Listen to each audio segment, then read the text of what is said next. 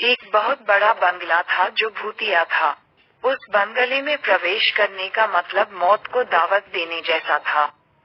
एक दिन उस बंगले को एक डिलर खरीद लेता है और ज्यादा रात हो जाने के कारण वह उसी बंगले में रुक जाता है। उस डिलर को पता भी नहीं रहता है कि यह बंगला भूतिया है। वह आदमी 10 बजने के बाद सो जाता है। रात के जब 12 बजते हैं, तभी डिलर की नींद खुल जाती है और वह पानी पीकर फिर सोने चला जाता है। तभी अचानक से एक लड़की की जोर जोर से रोने की आवाज आती है और वह बहुत ही डरावनी होती है। डिलर बहुत ज्यादा डर जाता है और धीरे धीरे अपने कमरे से बाहर निकलकर देखता है, सीढ़ी पर बैठी हुई एक औरत दिखती है जिसने सफेद रंग की साड़ी और उसके लंबे लंबे बाल थे। डिलर किसी तरह हिम्मत करके उसके पास जाता है और उससे पूछता है, तुम कौन हो और इस बंगले के अंदर कैसे आई और तुम रो क्यों रही हो? बार बार पूछे जाने पर भी वह औरत नहीं बोलती है। तभी डिलर उसके कंधे पर हाथ रखता है। उस डिलर के हाथ रखते ही वह औरत अपने भयानक रूप में आ जाती है। डिलर उसका रूप देखकर डर जाता है और अपने मन में कहता है, अरे ये तो बहुत ही डरावनी भूत है।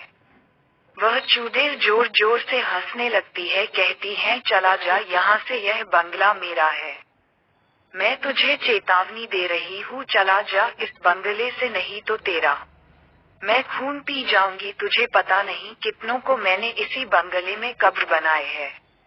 अगर तुझे अपनी जिंदगी प्यारी है तो चला, क्योंकि तू पहला आदमी है जिसे मैं छोड़ रही हूँ। वह डिलर इतना सुनते ही तुरंत भाग जाता है।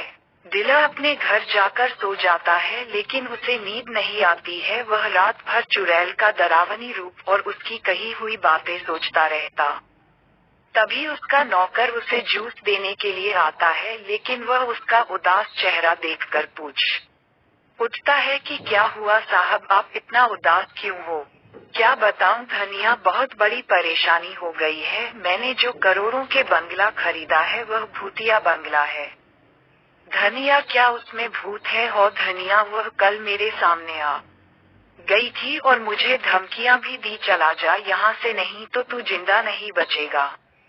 तभी धनिया कहता है, साहब आप उस बंगले को तोड़वाकर एक होटल बनवा दीजिए। डिलर, तुम सही कह रहे हो धनिया, मैं ये काम किसी अच्छे इंजीनियर को दे देता हूँ। हो सकता है कि जब बंगला टूटे तो वह चुड़ैल भाग जाए।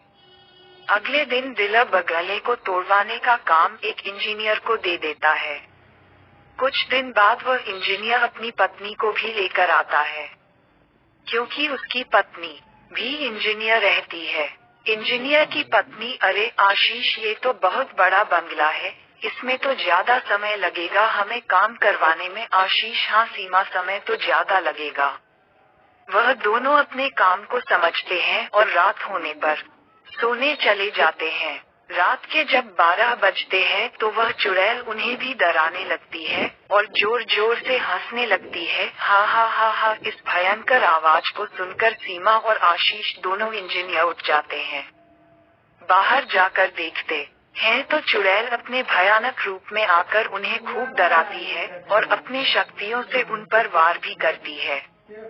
किसी तरह बचकर उस बंगले से दोनों इंजीनियर भागते जाते हैं, लेकिन ज्यादा जख्मी होने के कारण दोनों मर जाते हैं।